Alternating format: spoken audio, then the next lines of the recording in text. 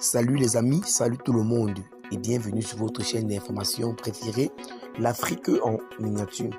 Ici, vous avez les informations sur les domaines tels que le sport, la politique, l'actualité en Afrique et dans le monde. Bien les amis, avant de commencer, il conviendrait que vous vous abonnez et de mettre un pouce bleu à la vidéo si elle vous semble intéressante et surtout d'activer la cloche de notification pour ne plus manquer nos prochaines vidéos.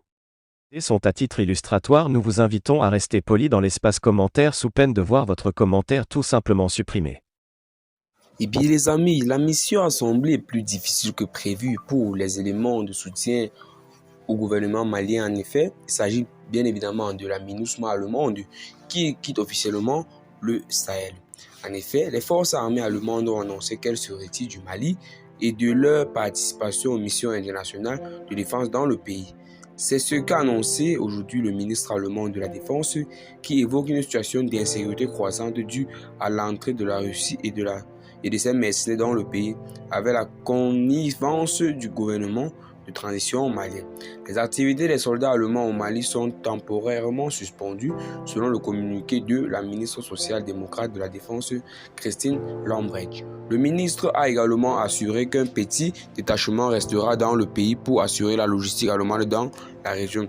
Cette décision fait suite à l'insécurité croissante dans le pays africain où 10 civils ont été tués lundi par les hommes armés non identifiés. Certaines analyses locales pointent du doigt les opérations de la société militaire privée russe Wagner qui est proche du gouvernement malien en ce moment.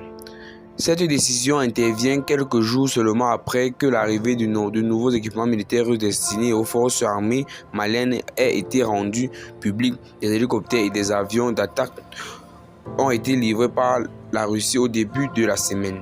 Le gouvernement du chancelier Olaf Scholz observait déjà avec inquiétude l'évolution de la situation dans le pays africain. En février, le ministre allemand des Affaires étrangères, la verte Annalena Baerbock, a remis en question la poursuite des opérations suite aux décisions de la junte militaire et au report des élections générales. L'armée allemande, la Bundeswehr, maintenait alors un contingent de près de 1500 soldats au Mali, dont la plupart sont affectés à la mission de l'ONU contre le terrorisme et le djihadisme. Le mandat de cette mission a expiré en mai, après quoi quelques 140 soldats allemands sont restés stationnés dans le pays et devaient être révélés en septembre. Et bien les amis, c'est tout pour cette vidéo d'information. Abonnez-vous à la chaîne si ce n'est pas encore fait. Partagez la vidéo à vos amis sur les notamment intéressantes et à plus de vidéos. Bye bye.